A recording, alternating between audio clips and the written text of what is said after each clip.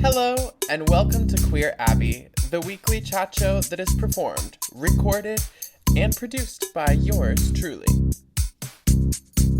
All right, y'all. Well, welcome to was it 46th? The 46th episode of Queer Abbey. I appreciate you tuning in each week. I'm grateful that you care about what I have to say in any capacity. And I'm pretty excited to share with you some of the things that are going on in my life right now. I have a saxophone. Isn't that crazy? It's a rental saxophone. But let me explain. I'm in a class that is called Conductor's Ensemble. And it's basically where a bunch of people sign up to play instruments that they don't already play, that they're not familiar with, for the purpose of people being able to practice their conducting and like teaching skills. So a student leads the class and like is the conductor, and then a bunch of other students get to practice playing an instrument that they, have never played before. So super fun concept. And I picked an alto sax because I figured that was going to be, for those who are not super well versed in music theory, alto saxophones are like one of the easier instruments to pick up. It's a woodwind instrument, so that means that it has like a little reed that you blow into, and then it's like alto saxophones, the pitch is lower, and so the frequencies, like, they're a little bit like easier to handle and manipulate, whereas like really high things kind of require a lot of air, and so it's like harder to do. So knowing that, I picked the alto saxophone, and also I just thought it was, I've always wanted to play the saxophone. I love a saxophone solo. I love jazz music. I love all of these things that really contextualize the saxophone. So anyway, I've probably played it for 3 or 4 times now. Like, it's like not like anything crazy is happening, but like I am just having so much fun.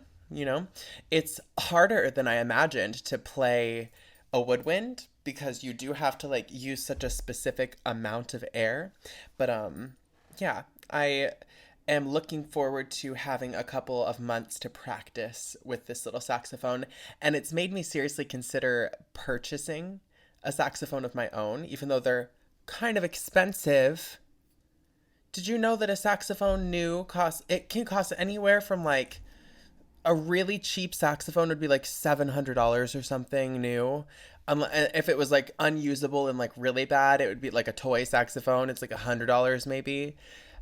A good saxophone costs $3,000 or something like that. Like a really professional quality one, maybe $1,000 for like a student quality one. Crazy work. I mean, I get it because there's all of this craftsmanship that goes into it, but it's just I never really considered how much a saxophone would cost because I didn't play one. So, I did find some stuff on Facebook Marketplace, which is a really good, kind of area to look for things like that. And there was somebody who had listed a pretty decent brand of a student saxophone for $300, which is really low, and I offered $200. I kind of lowballed them, and they said yes. So I might buy a saxophone of my own and like be a little saxophone bitch because, yeah, it's just fun. It's not that hard. I like can play up, like whole notes, like a scale basically. Whole notes? Oh my god, I'm stoned. What am I saying? I can play like whole steps, like up. Um, it's pretty intuitive. I mean, the saxophone only has like 2.5 octaves, I think, of range. So, anyway, I won't go on too much of a longer tangent about that. But saxophone, very cool. We love it. I play. Yes. um, I recently got grandma shoes. I was at work and I was just like having that awful sensation in the arches of my feet where, like, when they kind of like burn a little bit, or it feels like, I don't know, like there's like something like tearing or like just really upset in the arches of your feet. I don't know, that sounds so dramatic, but like sometimes that happens when I wear really shitty like little Amazon shoes. And so I was like, this is it. I need to get some like pediatric little like not pediatric, that's like means for children, like podiatrist approved walking grandma shoes. And so that is exactly what I did. I thought I would use my powers of observation and communication. And I asked a few like middle aged women at my work, I'm like, hey, so quick question. What's the best pair of shoes you've ever owned? Like that was like super comfortable and had good arch support. And then like waited and listened, and I learned that Hoka shoes are good. Apparently, I talked to like a few different people, and the consensus was that those were like one of the best pairs of shoes that people had owned. So I purchased one of them, and it's actually the most expensive pair of shoes I've ever owned. I'm like, okay, that's kind of a lot, but it's comfortable. They're nice. I've had them for like 3 or 4 days now. And yeah, I love a good pair of little grandma podiatrist approved shoes. They're fierce, and they're actually kind of cute too. They're like little chunky sneakers. I got them in like a tan kind of color. Yeah, very cunt. So, okay, we've got a saxophone, we've got grandma shoes. I'm really feeling very rich, I guess. I've got all of these lovely things happening. Got this fancy saxophone. Lady Gaga, she's got a Mayhem Ball tour situation happening. And that's really exciting.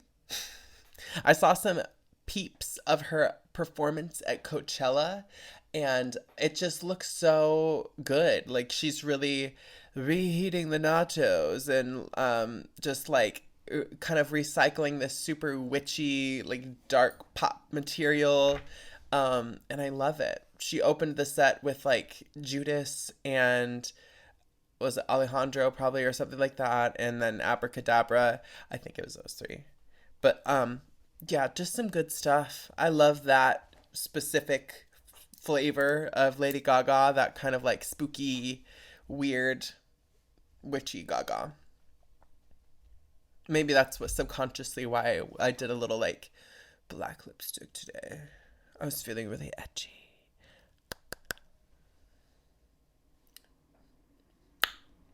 So, one more update for you before we get into a little bit of advice. I started progesterone just this very evening, which, if you don't already know, which I had no idea about how hormones worked or hormone therapy before I started doing it. And so it's been really illuminating to go through this process and like learn from different healthcare professionals about like what hormone therapy does and like experience it, and it's sort of amazing. It's a sort of an alchemical and transformative process, that I am hanging on for. I'm really enjoying. So, progesterone is a hormone.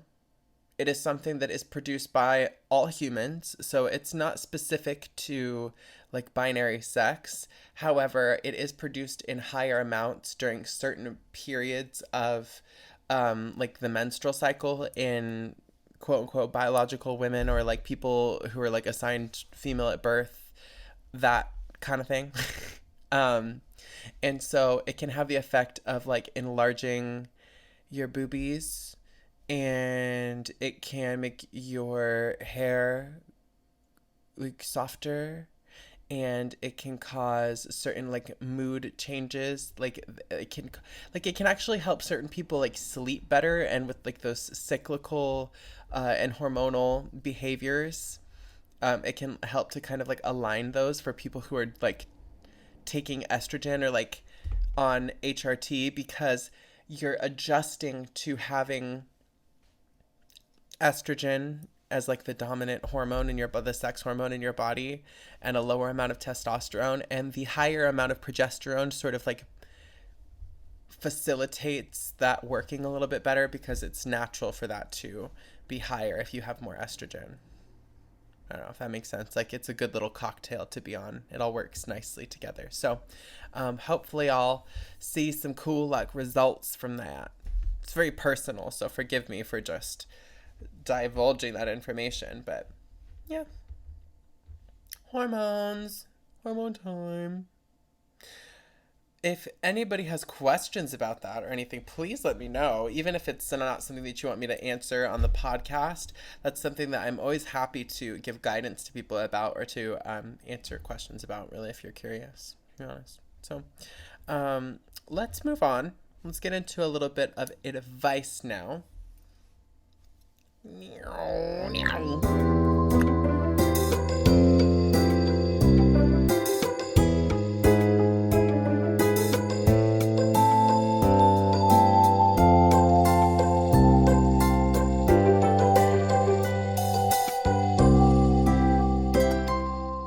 Hey girls, my name's Alaska. I got a tiny little question to ask ya. Who's that bitch that's on the top? Oh wait, that's me. Hey pork chop, you're born naked, the rest is drag. Your face just needs a paper bag. Give me a challenge and I'll crush you all. Changing the game like my name's RuPaul. Line 'em up, front to back. I'm sending bitches home like a heart attack. Mess with me and I'll put you in a casket. I'm Dorothy, you're Toto, get in the basket. I'll read you down beneath the ground. Can you hold my purse while I snatch crown? Legacy, remember my name, cause you're gonna see me hanging in the Hall of Fame. Yeah. Sorry, I just had to get that out.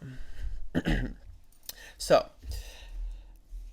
the first listener inquired, Queer Abbey, I have fetishes slash kinks that I'm afraid to tell my vanilla boyfriend about.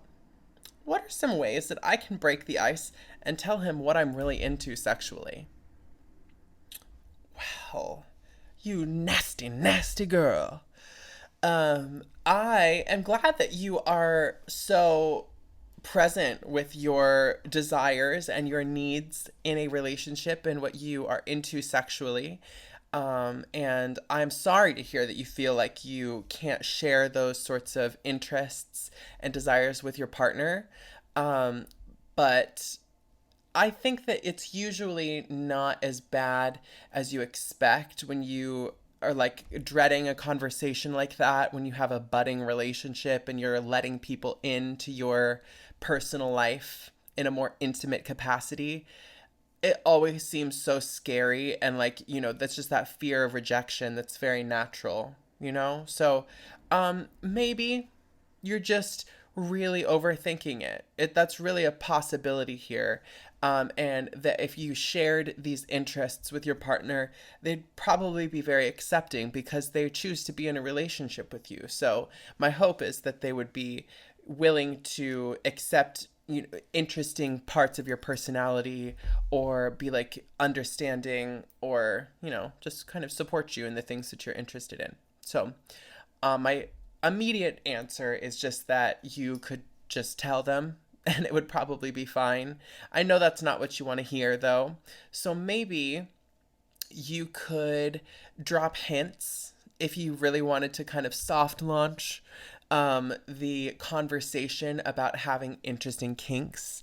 Like, you could maybe there's like a piece of media or something that concerns this kink. Like, let's say you have a fetish for rubber balloons, and there is an episode of like a show that's like an informative episode about people that have rubber balloon fetishes. And so that's something that maybe you could kind of just like watch together and say, oh, hey, like I saw this thing. And then maybe that's the way that you gauge their comfort level with something like that. But even that can be a little bit difficult because we always just want to confirm the things that we already believe. So at the end of the day, you have to decide to just have this conversation. If you want to let this person in, you have to come to terms with that they have their own opinions and thoughts about the things that you do, and that's okay. You're allowed to have your rubber balloon fetish or whatever it is, and you still deserve love at the end of the day, and I'm sure that your partner wants to give it to you. So I wish you would have told me what your weird fetish is. Come on. Like, Or I guess maybe it's a lot of things, because how did you say that? I have fetishes. Fetishes. Fetishes. Kinks. Kinks.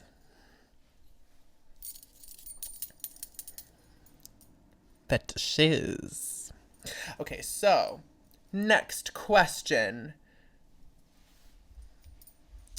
This caller asked, Queer Abbey, I gave a guy my number, and now he's ghosting me.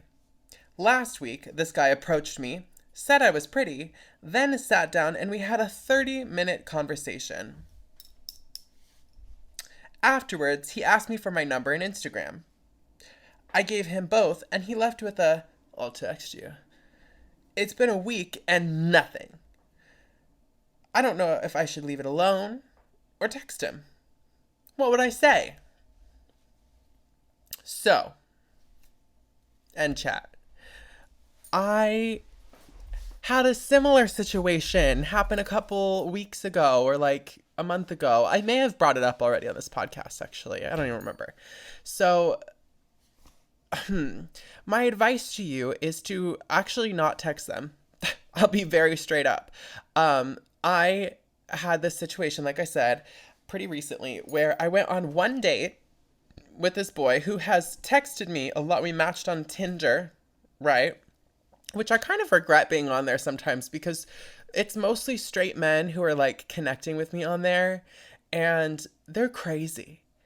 They seriously, nobody is more vacillating and flighty and insecure and like uncomfortable with themselves and flaky than these boys, than these men that are like 28 years old. I'm like, okay, like you're an adult. You're almost 30. You are going bald. Like you should probably figure out how to like show up in your life and like connect with people, because you're probably going to die alone if you don't. So anyway, I met this boy on Tinder, and he's nice. He's very funny. He's like a very, witty, snarky little fella. And he's cute. He's cute enough. And we had this little date. I went to his apartment and we did sexual things. And he talked about his dog the entire time, which was interesting. I did find it a little bit endearing. Like, I love dogs, don't get me wrong. But it just sort of was, like, very single-planed. Like, you don't have a very deep personality. And then he told me he doesn't like music.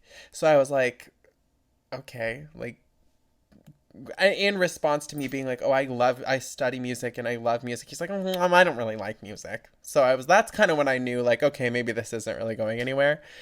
But still, okay, he's cute and I wanted the male attention, okay, unfortunately. So we have fun and everything's fun and we have fun.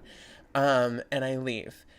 And I'm like, okay, cool, that was fun. And he goes, oh yeah, let's hang out again sometime. And like, I had a lot of fun. It was good to see you. And let me remind you, he asked me to hang out multiple times. Asked me to hang out 3 different times, and then I just was busy, and he finally was like, don't, oh my god, you hate me, like, please, like, let hang out with me. And so that's the 4th time, and then I finally hang out with him, and then, okay, so we hang out, and then he never contacted me again after that. And I even, because like he texted me last and I didn't text him back because my pride prevented me from doing so. And then I expected that he would text me again, because he said, like, the last thing he said was like, let's hang out again, that was so fun. And he never did. He's obviously got a bunch of bitches or something, which actually, it's fine. Like, he's just like doing his own thing. But I was so offended because I just was under the pretext that like we went on a cute date and that he would like want to like go on more dates with me, and he didn't. So I had to really confront that. I'm like, rude. So rude. But yeah, so you just should move on. I just never texted him again either. So I guess that's my fault, because I really could just like, wait, no, I did text him one more time because it was his birthday, and so I was like, happy birthday, and he never responded to that either. And so that really hurt my pride. So yeah, I'm never gonna contact him again, because like he clearly is not interested. So anyway, it's tough out here. Rejection is normal, though. It's actually something that we should all get comfortable with because I've rejected probably, 20,000 different people in my life. Not to be a cocky little freak, but like having a presence on like Twitter and Grinder and like sexual stuff where there's like this pretext of like people trying to like make advances at you. I literally have like a copy and paste message like in some of these apps that's like, hi, yeah, sorry, I'm not interested, but I hope you have a nice rest of your day. Thanks. Just because I'm like, to all these like weird men. And I don't respond to most people, obviously, but like, if somebody sends me like endearing messages and they're not like a weirdo and they don't send like a ton of messages, I'll give them like that nice, like little, like pre-prepared greeting. So, oh my God, I'm letting you into my personal life a little bit. That's very deep cut. Well, so, okay, what should you do? I think I addressed that. You should just not do anything. What would you say? If you really did want to reach out, then I would just, be honest. You could say, okay, well, hi, like, I had a really good time hanging out with you. I would certainly address, like, hey, I'm not reaching out, like, in, like, a abrasive, like, why didn't you text me back, but just like hey, like I had a good time with you, and if you were interested in hanging out again, I am free at like blank but blank time. I think that would be like a really appropriate way to approach somebody after like going on a date and then not talking for a while. um yeah, but you should just go on dates with other people. Who cares? Let's move on. I have a very fierce musical spotlight that I am really excited to share with you from Mr. Vale's math class, and you're not going to want to miss that. So let's have a little sweet interlude, and I'll be right back.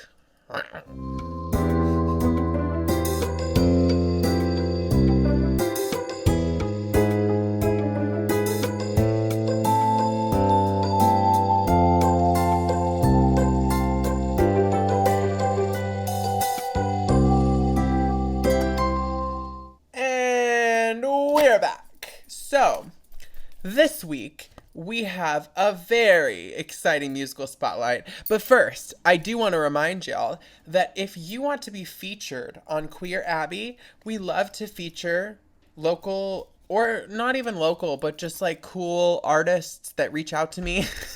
And so if you have music that is streaming or not, if you want to debut it here, please reach out to me. You can use, for that kind of stuff, our email or our phone number, which it would be queerabbey@gmail.com.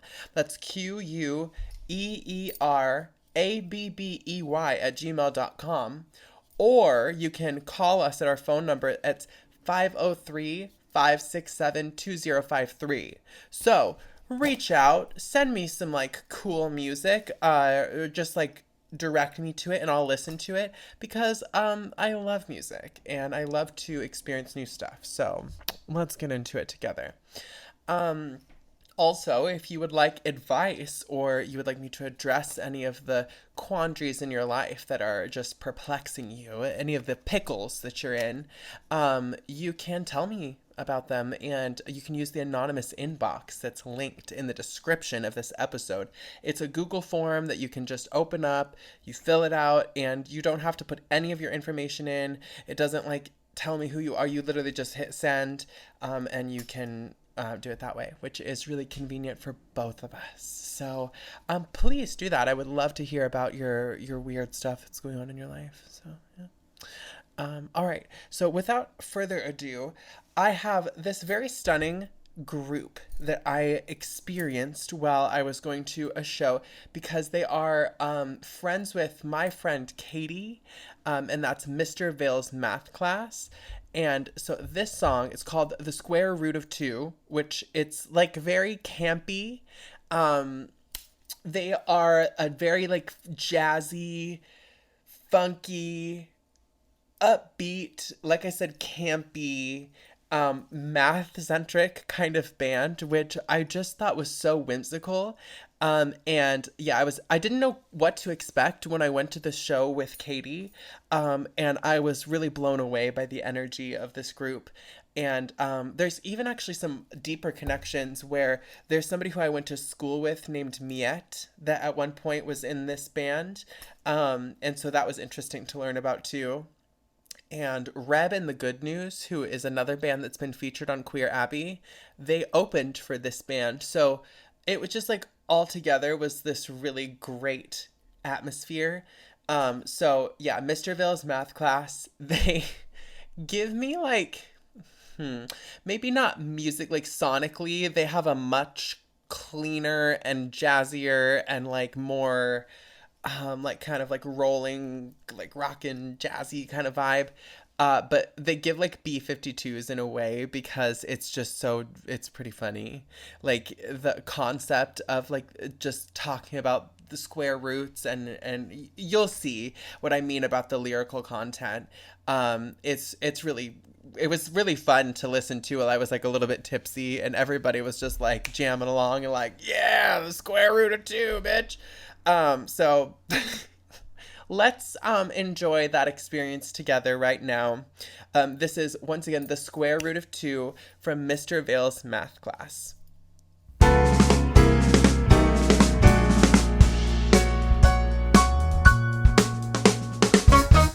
Hey Jordy, Hey, what? do you know the square root of 2? No, what's that? I'm not really sure. Let's find out. The square root of 2 is irrational. The square root of 2 is irrational. The square root of 2 is so irrational, it calls Clifford the red big dog. What?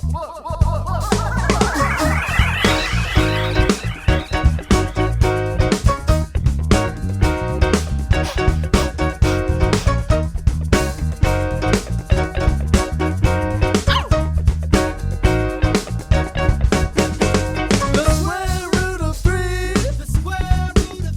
is irrational. Say what? The square root of 3 is irrational. The square root of 3 is so rational, when it goes to clean a stain, it rubs it in. It doesn't dab. Just dab, damn it.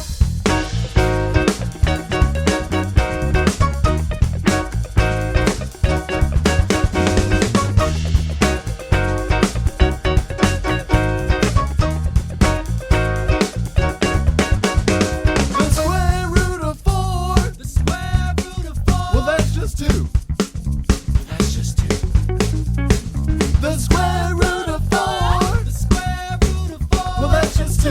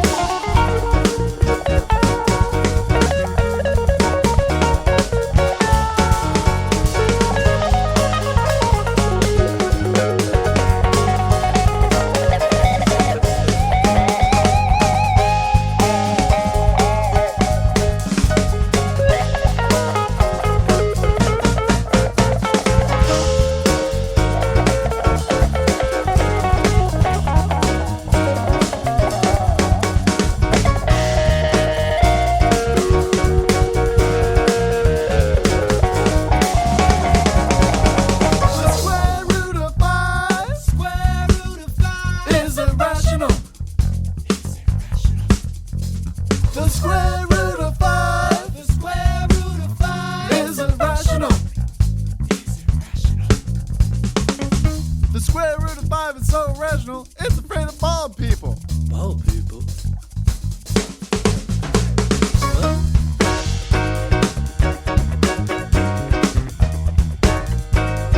R-R-R-A-T-I-O-N.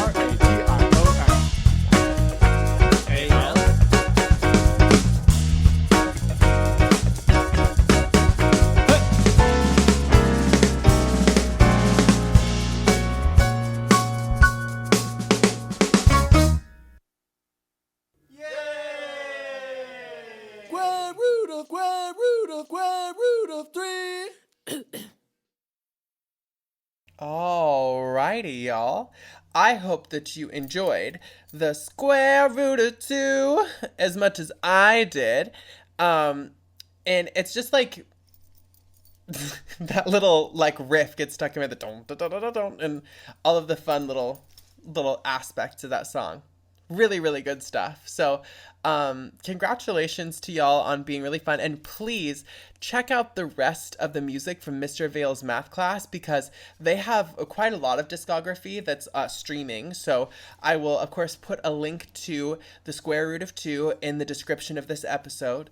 And so you can start there and then listen to everything else that they've released because it's all really fantastic and creative. And with that, that's going to pretty much take us to the end of this episode. I just want to thank you for tuning into this show. I do my little makeup and I turn on these lights and all of that really hard stuff I do it for you. Didn't I do it for you? Didn't I smoke weed before this for you? So anyway, yeah, thank you so much for listening. Bye!